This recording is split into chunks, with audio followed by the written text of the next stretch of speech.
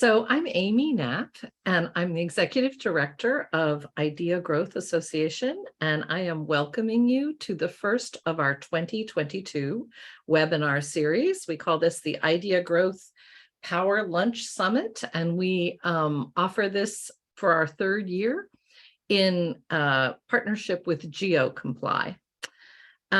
Today, we are going to talk about winning the war against illegal online gambling. And before we start and meet our panelists, just a couple of housekeeping items. The chat, I believe, has been disabled, and you can see down in the bottom a Q&A. If you have any questions at all or any communications for us, please put it down in the Q&A. If I catch it and it's relevant to what we're talking about, I'll introduce it during our conversation, but we'll be sure to catch all of those questions at the end if they haven't been discussed. We're going to send you a recording of this whole webinar when it's completed after this webinar. We encourage you to take our survey and give us ideas for our future webinars. And we also encourage you to join us tomorrow and Thursday for webinars number 2 and 3. And we'll talk to you a little bit about those at the conclusion. So without any more introduction, I would like you to meet our 3 panelists, and I'll have them introduce themselves. And we're starting with Danny DiRienzo, and then we'll go on to Jonathan Michaels and Roy Pollitt. Danny, can you give us a little bit of information on your background? Sure. Thanks, Amy, and thanks for having me today. My name is Danny DiRienzo, and I'm the Senior Director of Government Relations at GeoComply. Prior to joining GeoComply, I spent 25 years in federal law enforcement. So Roy and I actually have a lot in common, I think. The last 22 years, I was a special agent with the United States Secret Service and spent a good deal of my time investigating illegal gambling operations while there. After I retired from federal law enforcement, I became a regulator of mobile sports wagering in Tennessee, and then joined GeoComply. And thank you again for having me. Thank you, Roy. Jonathan? Thanks, Danny. Thanks to everybody for joining us today for this first iDEA Growth Power Lunch Summit webinar. My name is Jonathan Michaels. I serve as the Senior Vice President of Strategic Development and Government Affairs for Sightline Payments. We're a fintech company that's very much integrated into the payment options for the legal regulated North American gaming marketplace. Prior to joining Sightline, I spent about 7 years with the American Gaming Association, running membership, strategic initiatives, and other priorities. So spent a lot of time on this topic, and actually I'm the only member of this panel that doesn't have a law enforcement background, but we'll ask a question in a little bit about who's used an illegal site, and I certainly have done that when I was younger, during the poker boom in the early 2000s. I remember all the poker stars and party poker ads, so I signed up for an account when I was still in high school. And then when I got to college, I found out about Bodogs, where I could bet on sports. So I signed up for that. And, naturally, that has changed over the years. But one of the things that I think is really important that we'll touch on a lot today is consumer education. And certainly at that time, there was definitely not a true knowledge of what was legal versus what was illegal. But excited to share some things today on that topic. All right. Well, those are some good qualifications there. Thank you. Starting out in high school on the sites that we're talking about today. Last but not least, Roy, tell us about yourself. Sure. Thanks, Amy, and thanks, everyone. Great to be on this panel and talking to you all. Very timely topic. I'll just jump into it. I was the case agent in the FBI back in 2011 that led to the Black Friday takedown of the online gaming industry. I was in the FBI for about 17 years, working on a lot of cross-border money laundering cases, and that case actually started as a very small Genovese organized crime sports betting investigation, which led to obviously a much larger event in the history of this. So been worked on that for probably 7 years in the FBI, continued to work on it after left the FBI to go over to a consulting firm known as Exeger. Exeger was at the time selected by DOJ to be the monitor for HSBC Bank after they had gotten in trouble for money laundering and sanctions, serious money laundering and sanctions violations. Was there for about 8 years, and then moved over to DraftKings, who had been a client of mine for about 5-6 years when I was at Exeter as the head of regulatory affairs, including the fraud and money laundering components, and recently accepted a job at another consulting firm. News to follow on that because it hasn't been announced. They're waiting to announce it, but it will be in the next couple of weeks. So really happy to be here. Looking forward to talking about this topic. Thank you, Roy. I think that's an interesting perspective. iDEA was not born yet in 2011. But nonetheless, I was working with a client organization during that whole investigation, and remember that. Very interesting. And I feel like that was the setup for where our industry is today, the fact that we even exist. So Robin, if you can go to the next slide. Thank you all for that introduction. And I think we should start out by talking about a little bit about the evolution of the illegal online gaming market. Obviously, they've got a big jump on the legal, and it's been around for some time.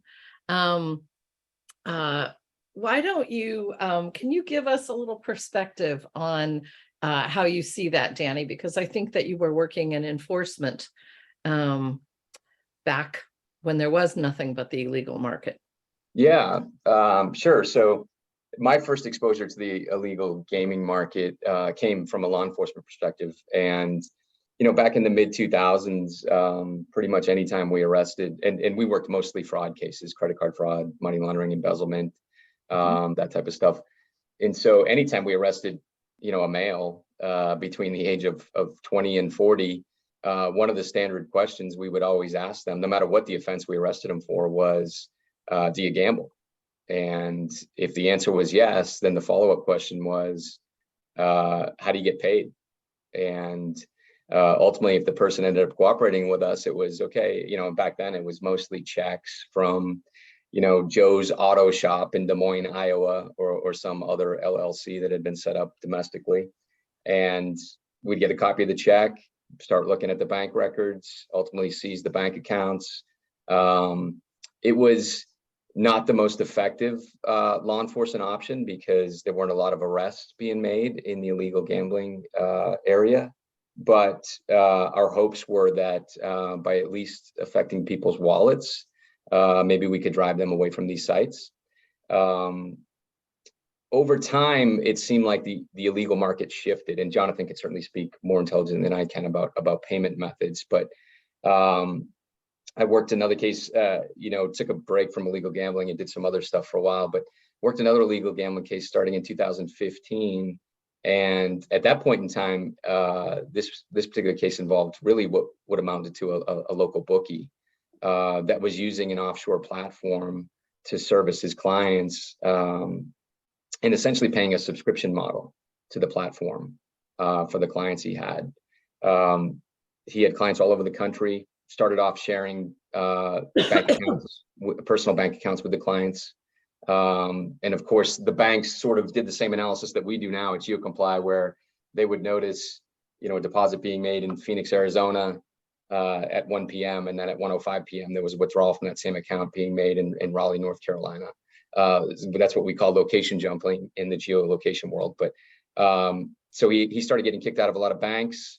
SARs were filed, and that's how this case was actually initiated. And I can't speak to the importance of accurate and robust SARs enough because, and Roy, I hope you agree with me on this, but if you, as law enforcement, if you ingest a SAR that is accurate and robust, it might lead to action.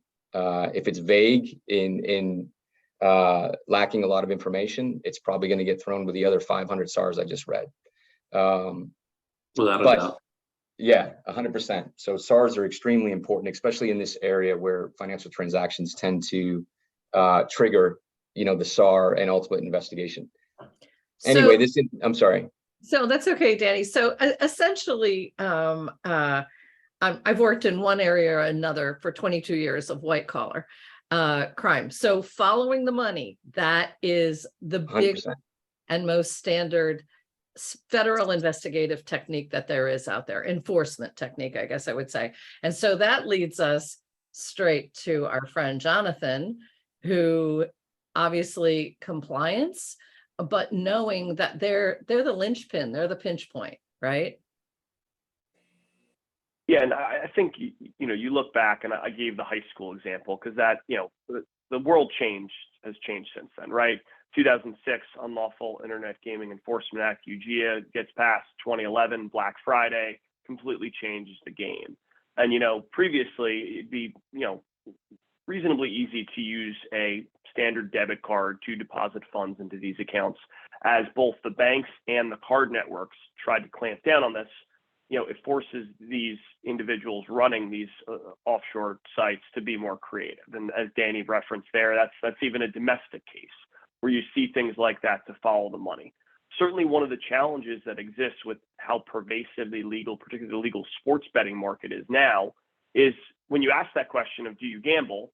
Well, when Danny was asking those questions, 10 years ago or so, then it was pretty clear, unless you were in the state of Nevada, it was probably with an illegal site or with an illegal, bookie. Now, you really can't tell that as easily because there's this opaque nature of it.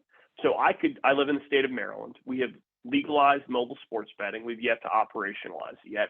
I could go on and search Google and say legal sports betting in Maryland, and probably within 10 minutes, I could find a site that would let me wager that way. So you have this big education gap that exists where somebody could just go online and search, and they don't know, DraftKings from Bodog or Bovada or whomever now. And even when you listen to advertisements, so the Washington Nationals are broadcast on an AM station here, and you'll hear ads for betonline.ag during radio broadcasts. And as a consumer, I naturally think that must be a legal site. So from a payment perspective, though, one of the things that has certainly helped a lot of these offshore books is the explosion in crypto, because you don't need that intermediary financial institution. You can transact in crypto to crypto, and you don't need a third party. Certainly that's one of the benefits that crypto advocates say about it. But in terms of this process, it certainly hamstrings us a bit when we're trying to go after those sites, because the payments and the follow the money has so often been a way to go after those sites. But I think that between the ability to advertise alongside legal sites and kind of the evolution and changes in the payments market, it's allowed these offshore sites to really grow and thrive, even in spite of a really robust legal regulated marketplace. So thank you so much, Jonathan. And apropos of that, I'd like to do, I'd like to take a poll right now. We were going to start with this and I forgot, but this leads perfectly to, we'd love to take a poll. Robin, can you take this over? And this is for all the people who are participating today, including our the panelists, and we know how you're going to vote, Jonathan.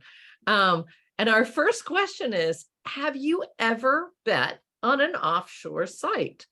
And please, no one's monitoring this. We don't know who says what.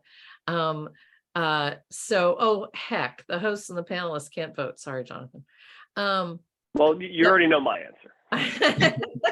We already know one of our panelists has done it. So everybody, please vote on our first poll question, because I think that it would be interesting for us to discuss what the results are. Robin, I'm not sure how it works on your end, but when you're ready, go to the second question. Aha. Okay. So a quarter of the people on this call have done it knowingly. And then there's a couple who don't actually really know. Was it illegal or was it not? And that's probably a very good answer for many of the people in the United States right now. Robin, let's go to our second question if we can. If you did it, how come?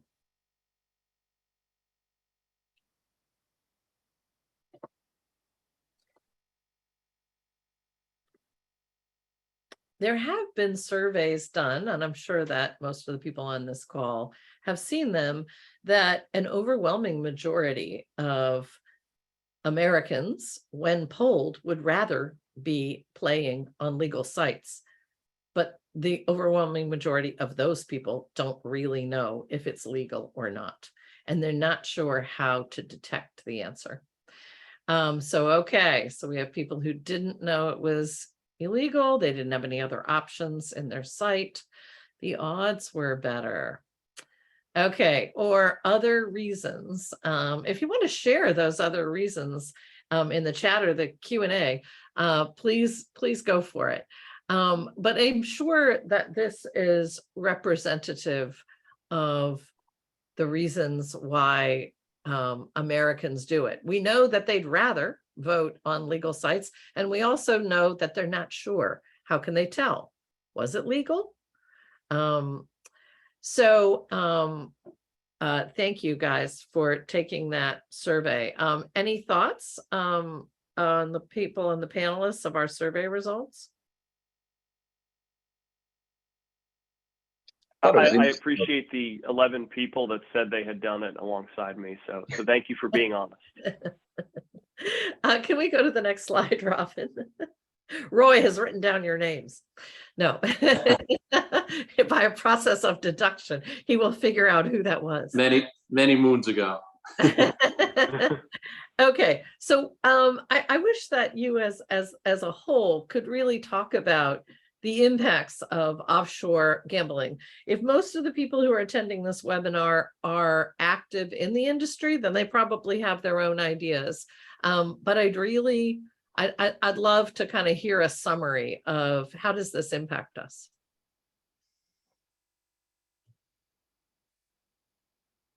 Well, I think from a policy perspective, right, it is an area where it's really impossible to understand the true material impacts. But certainly one of the things that I mentioned, high schooler on one of these sites, is there are zero responsible gaming safeguards in place. No age restrictions, no limits, none of that stuff. And certainly that's a huge area within how this impacts it. And certainly from a legislative perspective, it's interesting. Massachusetts was really the most recent state to legalize sports betting. And I think it was last week they did a really wide sweeping discussion on responsible gaming. And a lot of these folks are saying, this is going to be new to the state and all this stuff. And you're kind of like, no, it isn't. I would guess that the majority of people in Massachusetts who wanted to make a sports bet have made a sports bet already. And they either, whether that's going to another state or using a bookie or using an offshore site, this isn't something new. So having those responsible gaming safeguards in place, I think will certainly help support and make sure people are able to wager responsibly. I think that's a big thing. And then to the follow the money part, right? It's we don't know where these funds are going, whether they're going to criminal organizations, whether they're being used for money laundering, any of those things that, I think at the end of the day, when you joke that, Roy's going to write down Jonathan's name, in a lot of cases, it's a victimless crime. And as a result, it kind of makes it challenging for law enforcement to put true priorities behind it. So, as the legal market continues to grow in additional states, it's really important for legislators to understand this isn't new in your state. It's a question of, do you want the safeguards that are put in place by the legal regulated market, or do you want to just push people to these offshore sites or bookies?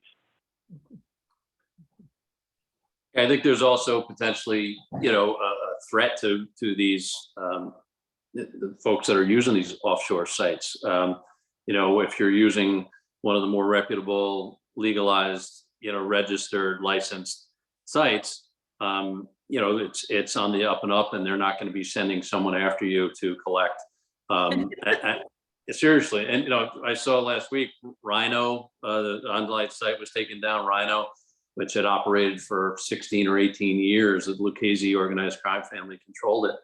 And they're collecting still physically, collecting the funds. So there's a combination of the things of collection being the way that it's done kind of legally that we're used to with the larger sports books here, in the states that are legal, and those that are illegal. But there's also, a chance that there's, someone going to come knocking on your door, which is completely different than everything that the industry is trying to espouse. It's a scary thought. Danny? Yeah, I think the obvious, issue that is brought forward by the illegal market is the financial impact. We have legitimate regulated books in the United States that have a lot of overhead in trying to maintain standards that are set by the various states, and they're competing against sites that don't have that overhead. It's hard to measure what that financial impact is. People often ask us, can you give me an analysis of how many people are being geolocated on illegal sports books? And the answer is no. We don't support illegal sports books. So we don't know the volumes. We can show you the volumes in a state like Massachusetts that are trying to access legal sports books in other states, which is probably an indicator of how many of them may in fact be wagering on the black market. But the financial impact is significant for sure. And to Jonathan's point, when regulators are enacting legislation or promulgating rules, they need to keep in the back of their minds that, yes, we want a regulated market, but we need to create an environment where legal books can be competitive, and not make it so prohibitive and restrictive that they can't compete with the black market. And one point that I want to add on to that, Danny, we talked, when I was at AJ, so much about the size and scope of the illegal sports betting market. We don't have any figures on how large the kind of illegal online casino market is. And it's one of those areas that, as someone who's been in this for a while, it kind of scares you a little, because some people say it could be significant multiples higher than sports betting, but it's really difficult to figure out, okay, how big is the size and scope of this? Because it's so opaque in how you're able to get that data. Yeah, as a mother of a boy, the illegal underage thing, for me, that's very resonant. I think that we as an industry are bringing, a huge benefit, whether it's the taxes, it's people being able to do something that they're doing safely and with consumer protections, right? Making sure that their money is safe. But who wants to fuel?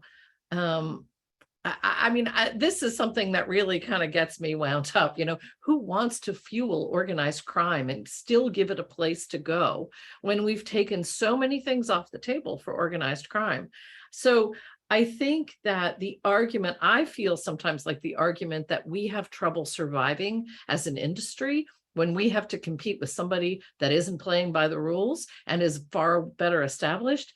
I think that's not as sympathetic an argument until you dig into it and you understand what it means for the people who are playing, what it means for our tax base, and what it means for whether or not we're controlling or supporting criminal organizations around the world. And I'm not saying, I have no idea if they're all criminal organizations, but we know that some of them are. Right. So I think it's really interesting how there are so many arguments. And one of the strongest ones is how do we create an environment where we can be strong and competitive? On its surface feels less compelling, but under it, all of these supports I feel are very compelling. But you bring up a really good point, and that is, how do we know? We think it's big, we kind of know it's big, but we don't have any way to quantify it and to make that argument. So I'd like to go to the next slide. And I'd like the people who have been in law enforcement to talk a little bit about this. I think we've all seen that there was very active law enforcement until we legalized online gaming and began to regulate it. And then where did the law enforcement go? What's that? What's up with that? Yeah, I think they collectively breathed a little bit of a sigh of relief, right? When, one way or the other, the government, certain states took the position that, okay, we're going to legalize this, and at that point, I think it fell off, that and other competing priorities. It kind of fell off the radar of law enforcement to a certain extent. One of the things I think, getting it back on the radar is critical, and doing that in a way, how do you get your arms around it? That's the question, we keep bringing up. And I think you do it in bite-sized chunks. There's incredible talent at, the payment processors, at the online gaming companies that can actually help in establishing a relationship, a trusted relationship with law enforcement, where they start asking for, or start doing their own research as to, to Jonathan's point earlier.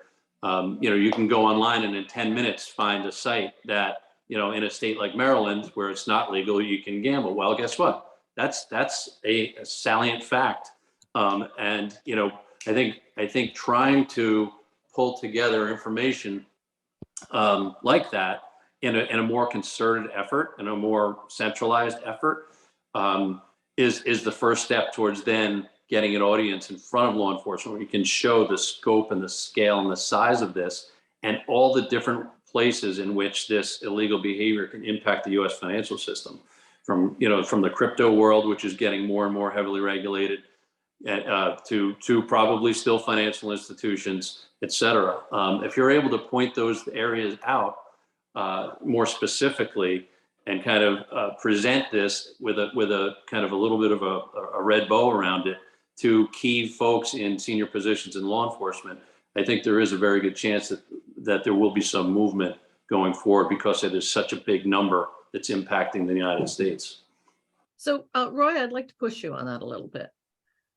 Why do you think they stopped? Well, first of all, the little known secret, I think initially when we used to hear things when we were investigating this, that, oh, this was the US government's, George Bush's plan to go after online gaming. Well, now it couldn't be further from the truth. It just happened to be that we had a local organized crime case that all of a sudden they started, having an office in Costa Rica. This is back in 2004, 2005.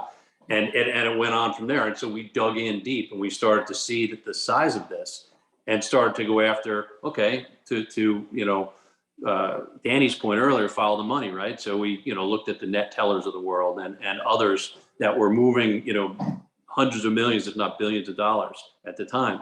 That takes time, that takes commitment. And it wasn't a focal point when you're looking at, I'll speak for the FBI. I won't speak for the FBI. I was speaking my thoughts on the FBI at the time was, we simply were following the money and following an investigation that led ultimately to a seizure of over $1.5 billion, right? But it wasn't like the FBI came out and promulgated, hey, or DOJ came out and said, hey, this is what you're going to go after. And now that so much of it's legalized, I think there's almost the unknown out there within law enforcement, even though you guys have done a good job trying to advocate.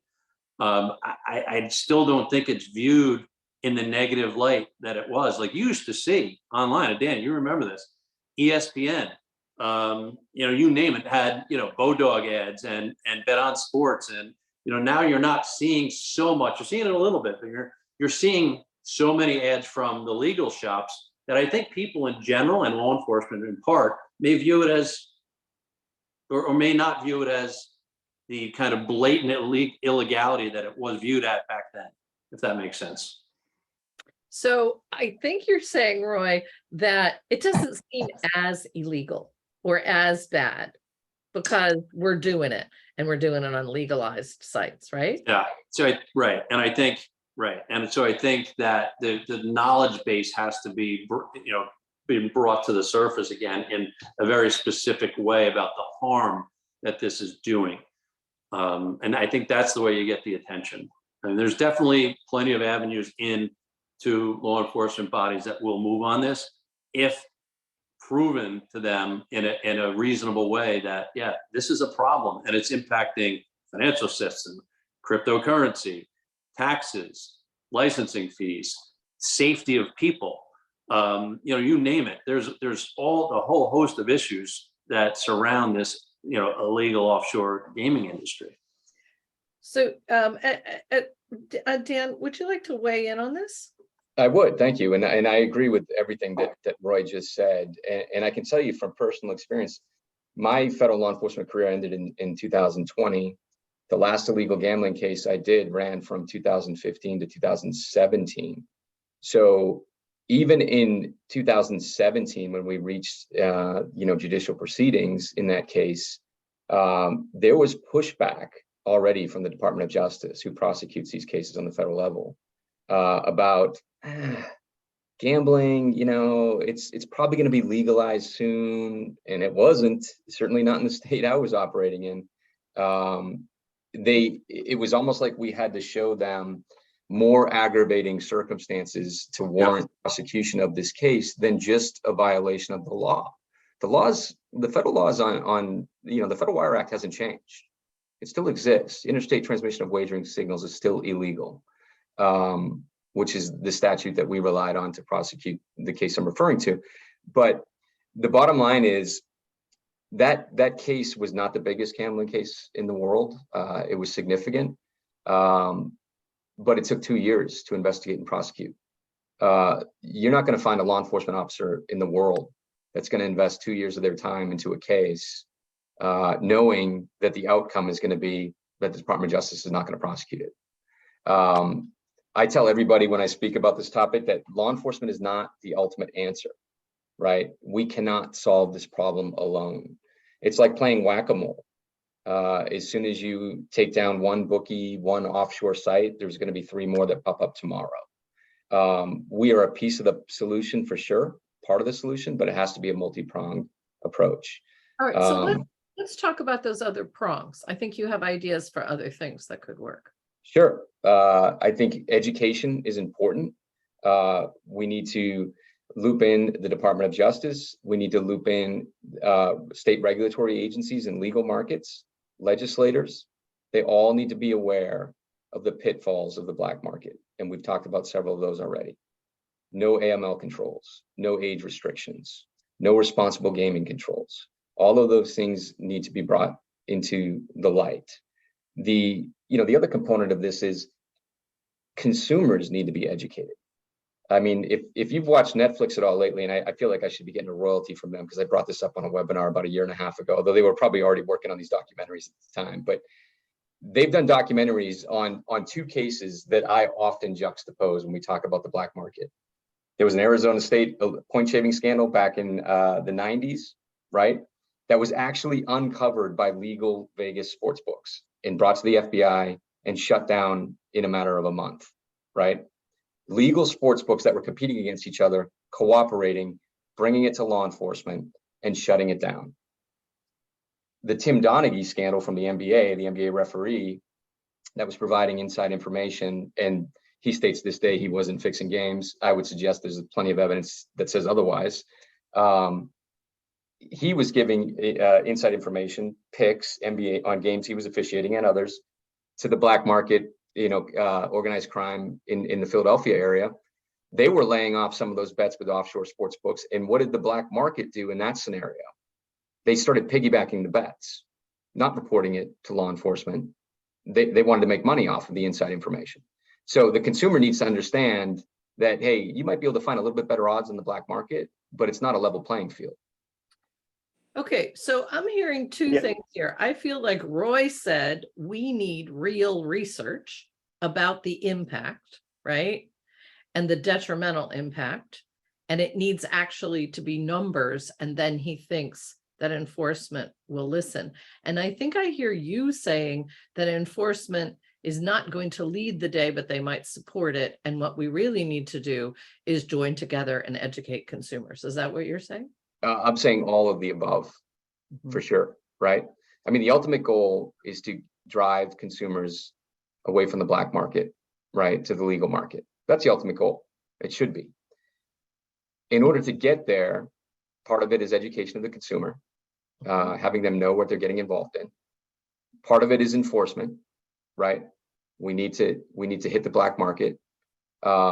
But as a former law enforcement officer, and Roy, if you disagree with this, please speak up. Frankly, I'd investigate any case that came before me if I thought it was a legitimate crime and worthy of doing. The one thing I wouldn't do is invest 2 years of my time, and that's being conservative, by the way. So a lot of these cases take a lot longer than that, to ultimately have a case go nowhere, right? So until you get law enforcement officers aware that the Department of Justice or whatever prosecutor is actually going to take these cases to the end, to the finish line, you're not going to get a lot of activity. And the attitude that I directly was getting from prosecutors towards the end of my career was, why are we going to waste our time on this? It's going to be legal here soon anyway. And I think I agree with you, Danny. I'm sorry. Go ahead, Jonathan. No, and I was going to say, Roy, you made a point earlier about, how in 2004, 2005 this came to be, which was a local case. And at the end of the day, all politics is local. It is very hard to pinpoint the illegal offshore book and the impact on our community.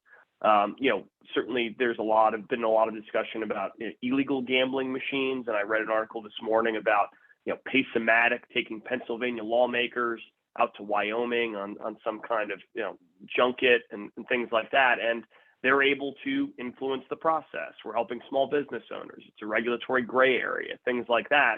Well, but you can see the game in the 7-Eleven when you take your kids in to get a Slurpee. You can't really see this. So making sure that law enforcement, legislators, media understand that just because you can't see and touch it, doesn't mean this thing doesn't exist, I think is a really important point that we need to do a better job of telling that story. And I give a lot of credit to AGA and sending a letter to the Department of Justice asking for resources on this, but certainly more needs to be done by all of us. And one thing that is important here is, and for lack of a better vernacular, like getting law enforcement and the U.S. Attorney's Office fired up about this, right? How are you going to do that? And so, what the thing that really got us going wasn't that there was illegal sports betting going on, right? That wasn't the thing that got the U.S. Attorney's Office excited. That wasn't the thing that got us excited. What got us mad and got us really into it was all the fraud around it, right? Back then, as Danny brought up earlier, is, there were the way in which they were transacting, the way in which they were moving money into and out of the United States was through lying to the banks, right? Bank fraud they were committing, and they were opening up accounts and companies, flower companies, bike companies, golf equipment companies, and it was all a lie. It was all a lie. And the banks, the big banks were victims for the most part. Some of the smaller banks were complicit.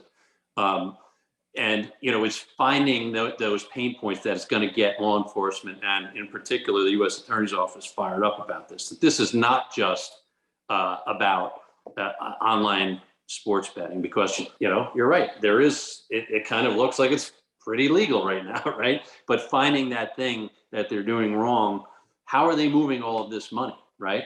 And there's a very easy way to start doing that. And Danny brought it up earlier, is, other arrests, people are willing to cooperate. There's also ways in which to do it in an undercover capacity. And so, understanding how these funds are moving and showing the way that these bad actors are exploiting, whether it's crypto, the financial services industry. We even had like payday loan companies that were co-opted. So like real, people that were really struggling in life, that had to go to payday loans were actually, had their funds being used in by these bad actors and online gaming operators. So that's what I think we need to do in part, is to get people excited about this again. And the way to do that is to make it bigger than just online gaming. Not that that's not big, not that it's just illegal, but make it bigger about how it's impacting many other areas, both for the health of people and our financial system. Mm-hmm. So I'm thinking about what you're saying, Roy, because I think we'll be trying to follow this down after this webinar. And I think that you're saying that individual stories of harm are valuable, number one. to consumers, but number two, since the feds like to follow the money, following down the harm that the money trail can lead to or be used by bad actors? Do you think that that's it? That really? Well, I think it's a research project, a really concerted research project that captures the biggest bang for our proverbial buck, right? Which is, what are the bigger illegal offshores that we know about, right? And start doing research to capture them, which, you're never going to catch, the whole whack-a-mole of some of these local, small, illegal sports books. But how can you move the needle? Which are the big players, right? And start going after these big players and seeing how they are transacting. How are they getting their funds out of the United States? And again, that will take you to the way to say, okay, look at what they're doing. Look at the lengths they're going to. They're paying 10% to move their money. Nobody moves legitimate money and pays 10%, right? Well, that's what they do. That's what they have to do business. And so, capturing that, and it doesn't have to be perfect, but capturing it in a way that starts to highlight the illegal ways that they're actually laundering the money, I think will start to get, and then presenting it to an audience that, whether it's the money laundering section of the DOJ and the money laundering section of the FBI or Secret Service. Secret Service has been working on these for, 15, 17 years. They have a lot of expertise trying to come up with some sort of, at least initially, ad hoc external task force, right? And a task force of you guys, of operators, of payment processors. There's a lot of knowledge there that can be enhanced by dedicated research into specific areas, all culminating in finding the right audience and making a presentation that's really impactful. That's very interesting, Roy. Thank you. Unless somebody has something to add on this, I'd like to go to the next slide and talk about a consumer-based program that iDEA would like to launch. So we've created a seal, and we've met with many of our operator members to talk about using a seal to verify to consumers that the one that they're playing on is a legal one. And if we get this off the ground, then we want a large scale consumer education, advertising campaign and program around educating consumers about why should they care? Why would they rather play on a regulated site? And then how can they tell? Because that's the next big problem. We've actually Googled this, right? Like in different locations, our team has Googled that they want to place a bet. And we see that the metadata from illegal sites that shows up on their search result in Google says that they are legal. Bet on us because we're a legal site. And they're not. So so the idea behind the seal is sort of simple: put it on the app and put it on the website, right? And then launch a, probably very large and broad and expensive consumer campaign that's actually taking to the people, why should you care? Why do you want the one that's legal? And then working with Google so that the seal will actually show up as part of the metadata and part of the result. And then consumers could look on Google when they Google it. Oh, there's one, and they just pick the one that has the seal that verifies that it's legal. So this is something, it's a campaign that we've been working on, and it's on the iDEA website now. I'm more of I'm a communications person, right? And from a communication strategy perspective, we've talked about a number of the things that we need to do here. And one of them is how do we quantify and verify what's happening? And then how do we use that to motivate law enforcement? But I think a huge component of this is the recognition by the general public that there is a difference. And then there are people who will care once they recognize that there's a difference. And then we give them a way to choose, right? The one that they want. So I don't know, totally open to people's thoughts about how this could be successful. We're certainly exploring how it can be difficult to make it happen, but I'm interested in your thoughts. Yeah, from where I sit, it starts with media, and I think far too often you see Twitter, ESPN, radio quoting illegal odds.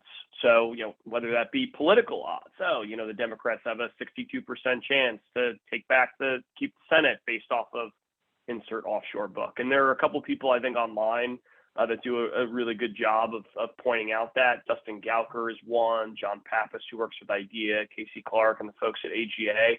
And, it's these one-offs, but I don't know if the media fully understands and appreciates the power that they have in this, because at the end of the day, to your point, Amy, these offshore books are really just trying to confuse customers and making them seem like they're legal.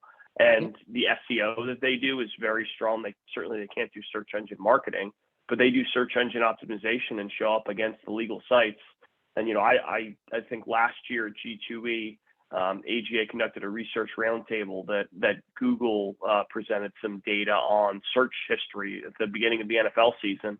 And you saw, Bovada right there with FanDuel and DraftKings. And between the media and the search engines, that's really where that has to start. And that'll trickle down to consumers and how they adopt it. And certainly from a payments perspective, one of the things we focus on is there are companies that try to do business in both the legal regulated market and the gray market. We've seen this a lot in Canada as Ontario's legalized, but there are companies that want to double dip and play a role in both worlds. And it's important for us to help educate regulators to say they're helping to fuel the offshore market. We're sure we want them in that legal regulated market. Right. Thank you. So before we turn it over to see if there are any questions, Dan and Roy, I would like to give you guys an opportunity to kind of share any other thoughts about what we've talked about. I think just to kind of summarize my points, ultimately the goal for everybody is to drive 100% of the market to the legal regulated space. How we get there, and if we ever get there, those are the questions we're trying to answer, right? It has to be a multi-pronged approach. Consumer education, like this slide talks about, is clearly very important, as is law enforcement, as is regulation, as is legislation, and public awareness through media. I think Jonathan, hammered that point home as well, but has to be a multi-pronged approach to get there. And the reason we want to get there is so that we can protect the players and the integrity of this industry. Yeah, and I'd say, if there's a will, there's a way on this. There's ample information out there already that these illegal offshore operators, we can use to hang them. And I know that's a tough word, but to go after them, they're not being that careful. And one of the things we were able to do in the past was, go after some of the advertising agencies or the server farms or the folks that are allowing them to operate in the United States. Well, guess what? It wasn't just going after them. It was going after the payment processors that assisted them. It was going after the advertisers, the server farms, et cetera, gradually upping the pressure on the industry to the point where no one wanted to deal with them anymore. And guess what? They started to have to go to like the bottom of the barrel payment processors who were charging them 20%. And then they were making mistakes, thereby making the investigation that much easier. So I definitely think that there's ample opportunity. It's about coming together as a group and pulling together this information in a way that can be presented to the appropriate people in law enforcement, prosecutors' offices, regulators, and trying to move the needle that way. I'm really hopeful that something like that can happen. Thank you. I'm going to move on to questions now, but thank you all very much for contributing to a great conversation. To the people who are attendees, please go ahead and input questions into the Q&A. And I have several that I will read here. And I'm the first question is there good data on whether legalization fosters increased levels of gambling? In other words, might legalization contribute to increased addiction or problem gaming? I'm going to jump in, and because I've been a part of a lot of conversations around, and webinars, et cetera, around problem gaming.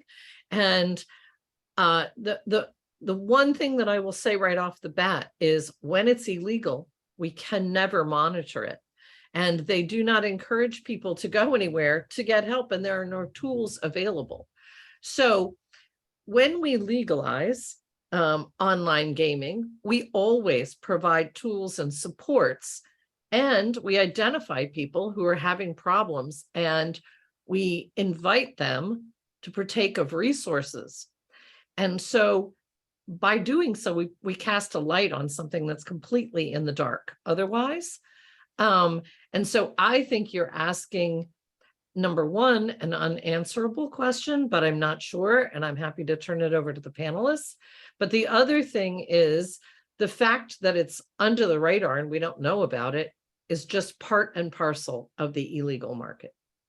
But does anybody on this call have any information or expertise around the addiction numbers? Does anybody have any other information?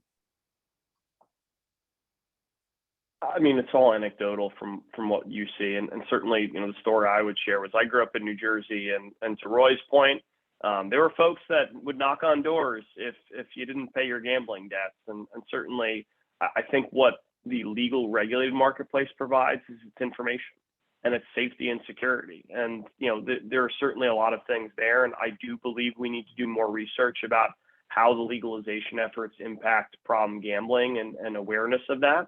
But certainly, if you're saying it's a binary thing of keep it illegal and have situations like that, or make it legal and bring into place all the safeguards that exist in the legal market, I think that's a pretty obvious choice.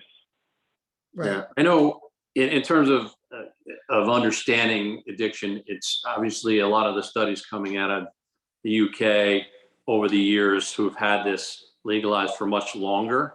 Or some, help with some of the anecdotal information. The United States, because the market is relatively new, doesn't have quite the kind of history as to exactly how this is, the legality is impacting addiction. I do know that Chrissy Thurman over at DraftKings is working very hard with a number of groups to kind of do this type of research where you can really get to, a number and continue to find ways to detect, people that might be struggling. But it's not, there's no silver bullet to that. It's just effort, time, and data analysis.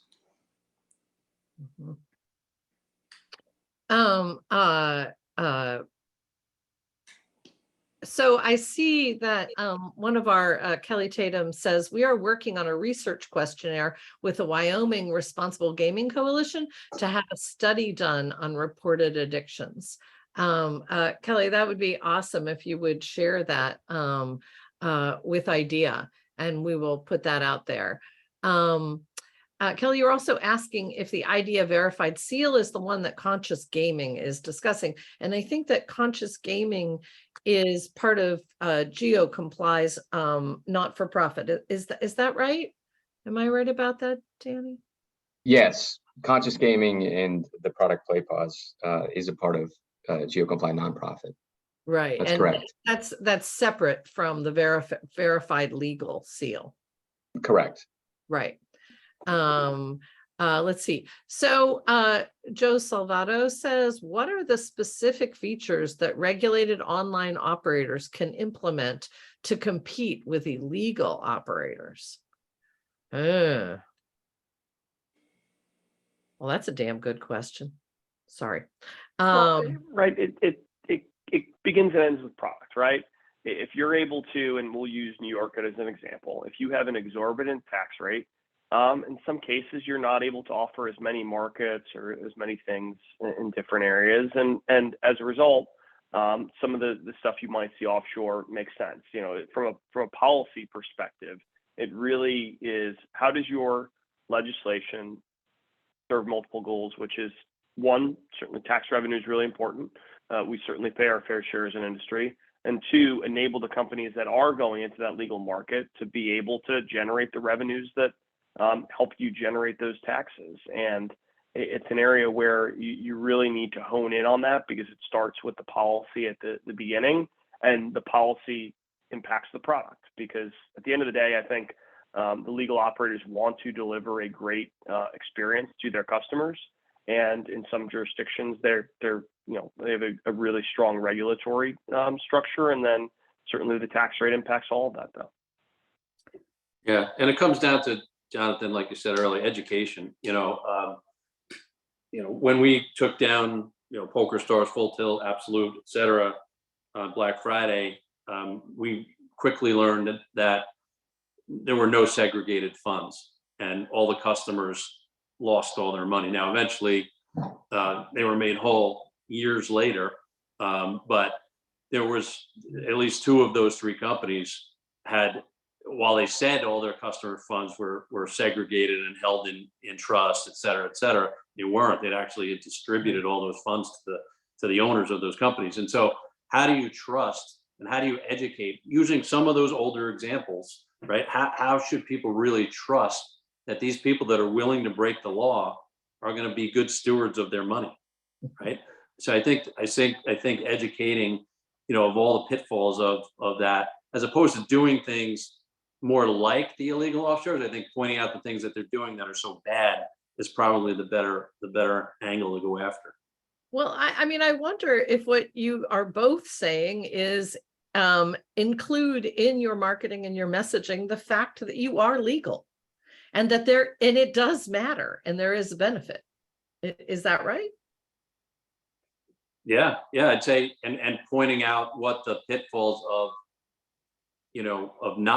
going with an illegal offshore. What are the things? What are all the bad gloom and doom things that can happen to you if you go with them? And I don't know. I'll leave the advertising of that or the education of that to the experts. But capturing all those bad things and getting that message out there is at least one step. Okay.